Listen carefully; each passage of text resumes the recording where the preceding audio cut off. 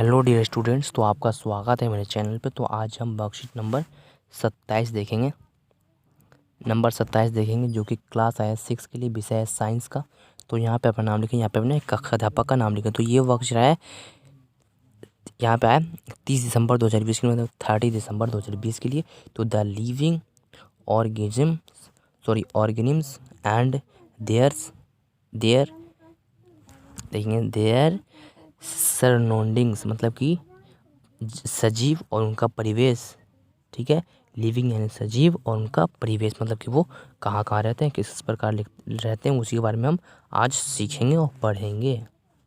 तो आज हम पढ़ेंगे कि जीवों की विशेषताएं जो होते हैं सजीव, उनकी आज विशेषताएं पढ़ेंगे। यानी कि जीव, उनकी विशेषताएं आज हम पढ़ेंगे। यानी कि देखिए यहाँ पे कि ऑफ द लिविंग बीइंग्स, तो कुछ विशेषताएं पढ़ते हैं। चलिए पढ़ते हैं इसको। तो is food the need of all living beings, तो जो सभी लिव करते हैं, जो सभी जीवित होते हैं, तो उन सब के लिए क्या क्या फूड ज़रूरी है।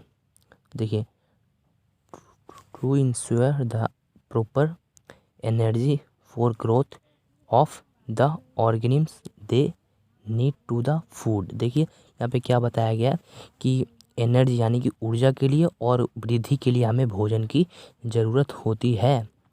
The same energy is needed to perform the other life process, और जो हमें एनर्जी मिलती है तो उससे जो परफॉर्म होता है, जो अदर लाइफ प्रोसेस होता है इन दैम।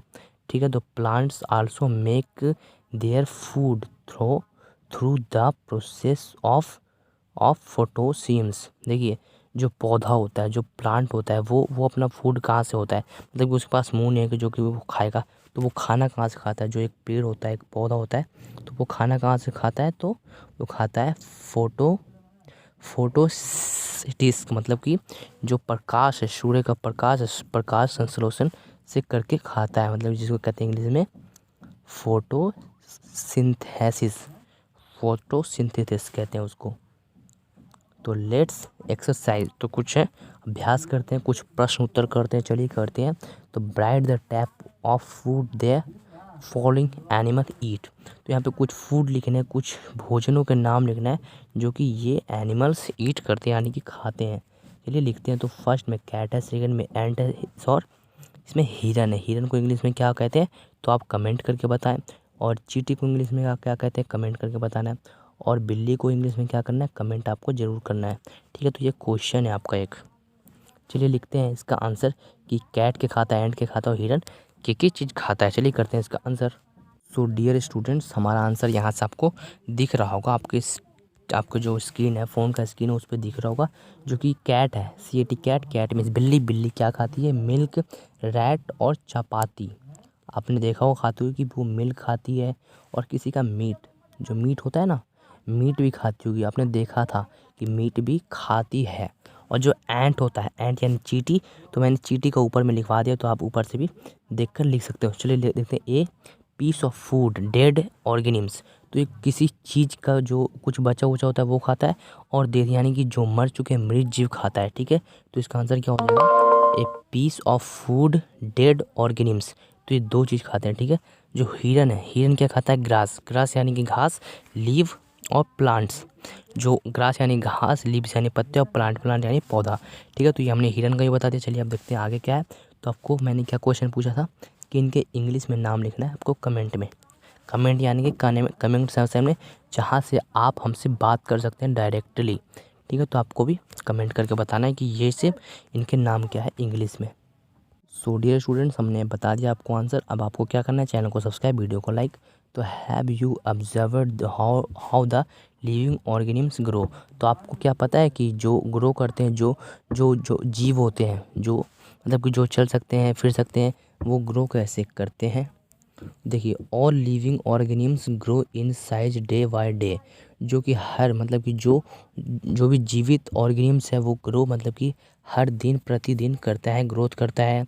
ठीक है, happens in the form of the change in the shape, और वो अपना साइज भी बदलते रहता है, अपना शेप भी बदलते रहता है। And size of living organisms. ठीक है, तो क्या यहाँ बताया गया, जो कि जो कुछ जीवित चीज़ें हैं वो हर प्रतिदिन वो बढ़ते रहता है। पहले ऐसा था, फिर परसों ऐसा हो जाएगा, फिर ऐसा हो जाएगा, फिर ऐसा हो जाएगा, मतलब कि वो हर दिन प्रतिदिन उसका साइज शेप सब कुछ बढ़ता ही रहता है। जैसे कि यहाँ पे आपको एक ड्राइंग में दिख रहा होगा, देखिए जैसे कि एक बीज है, बीज में से एक छोटा छोटा छोटा एकदम पौधा हुआ हरा हरा, फिर उसमें से ये आ गया, ठीक है, लीफ आ गए, ठीक है, फिर स्टम आ गया, ठीक है। तो इसमें बहुत सारी चीज़ें ना प्रतिदिन प्रतिदिन बढ़ते रहता है, ना कि उसमें घटता है, और ऊपर में बढ़ते रहता है, ठीक है। तो आगे देखते हैं, इसमें भी कुछ क्वेश्चंस आए हैं, तो चलिए इसको भी सॉल्व हम कर लेते हैं।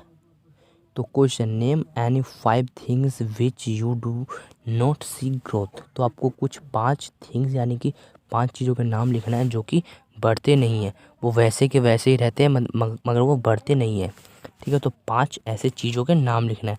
तो कौन कौन सी चीज़ रहेंगे? गेट, जो हमारा गेट है वो कभी बढ़ता है नहीं ना। और मेटल का चीज़, जो मेटल का कोई सा भी चीज़ होता है, मेटल का, लोहा, प्लास्टिक, वो कभी बढ़ता है नहीं बढ़ता है, ठीक है। और क्या, और मतलब कि जो भी आपके दिमाग में आ रहा है वो सब यहाँ पे लिख देना है, ठीक है। चलिए लिखते हैं, अगर यहाँ पे 5 ओनली ऑन 5 सिर्फ चीज़ें थिंग्स ही लिखना है। सो डियर स्टूडेंट्स, ये रहा हमारा आंसर। बेड, जो आपका पलंग है, आपका खटिया जो भी है, बेड है।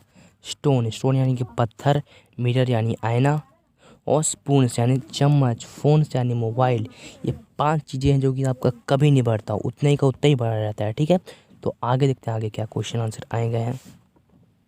तो यहाँ पे देखते हैं, यहाँ पे कुछ लिखा हुआ है कि is reflection in common factor in all living things.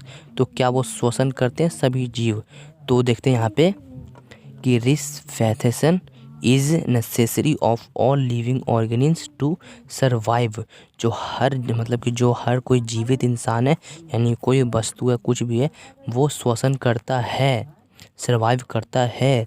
It is the process through which their body gains energy from the food they take. जो खाते हैं उनसे एनर्जी होता है, तो उसी से वो बॉडी है गेंस करते हैं, ठीक है।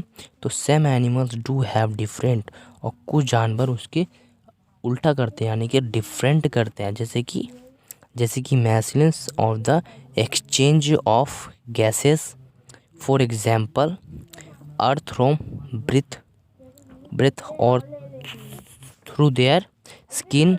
Fish have gills for observing oxygen desired in the water.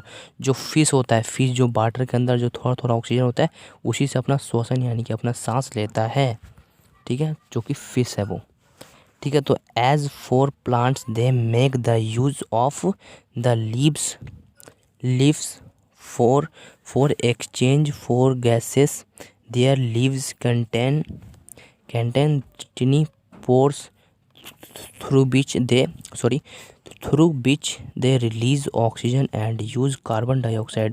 और कुछ देखिए, कुछ जो पेड़ होते हैं, प्लांट्स होते हैं, तो उनके जो लीफ होते हैं, पत्ते होते हैं, तो वो एक्सचेंज गैसेस कैसे करते हैं? देखिए, जो पत्ता होता है, इस तरह का पत्ता होता है, आपने देखा होगा बहुत से, तो उनमें कुछ छेद होते हैं इस तरह से, ठीक है, कॉन्टेन होते हैं, छेद होते हैं उसमें। तो जो देखिए, इनमें जो पत्ते होते हैं, तो पत्तों से हमें ऑक्सीजन मिलता है, और इन्हें ग्रो करने के लिए क्या चाहिए? कार्बन डाइऑक्साइड चाहिए। तो इसका आंसर हमारा आंसर आ जाएगा कि पत्ते का ये आंसर हो जाएगा, ठीक है। तो आगे देखते हैं आगे क्या है वर्कशीट में। तो वर्कशीट में आपको मिल जाएगा कि difference between breathing and respiration.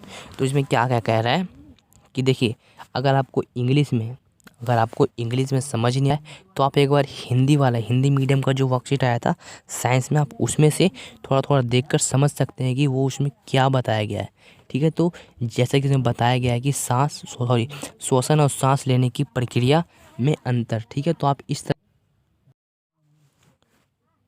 Breathing is the biological process of इंसेनिंग exchanging of the grass between the cells of the environment. देखिए, यहाँ पे बताया गया है इंग्लिश में कि जो सांस लेते हैं इन्वोमेंट में, तो हैं बायोलॉजिकल, मतलब कि जैविक, ठीक है। तो जैविक यानी कि जो सांस लेते हैं ऑक्सीजन है वो जैविक है, ठीक है। तो आगे देखते हैं आगे क्या है कि ये वाला है रिस्पिरेशन इज ए केमिकल यानी कि रासायनिक process that take place within the called itself. तो आपका सेल्फ के लिए टैग मतलब कि आप लेते हैं केमिकल यानी कि पर्यावरण यानी कि रासायनिक केमिकल, ऑक्सीजन यानी कि सांस आप लेते हैं। ठीक है, चलिए अब देखते हैं इसका क्वेश्चन आंसर क्या है। तो इसमें बस थोड़े थोड़े क्वेश्चन आए। क्वेश्चन है कि breathing is a dash process while respiration is a dash process. यहाँ पे आपको बस थोड़े थोड़े से लिखना है। चलिए लिखते हैं। सो डियर स्टूडेंट्स, हमें जो फर्स्ट वाला डैश है उसको पे ये लिखना बायोलॉजिकल, और जो हमारा सेकंड वाला है इस वाले पे लिखना है आपको केमिकल प्रोसेस। तो इस तरह होता है हमारा आज का वर्कशीट कंप्लीट। तो आपको क्या करना है, चैनल को सब्सक्राइब करना है, इस वीडियो को लाइक करना है। चलिए मिलते हैं अगले वर्कशीट में, तब तक के लिए गुड बाय।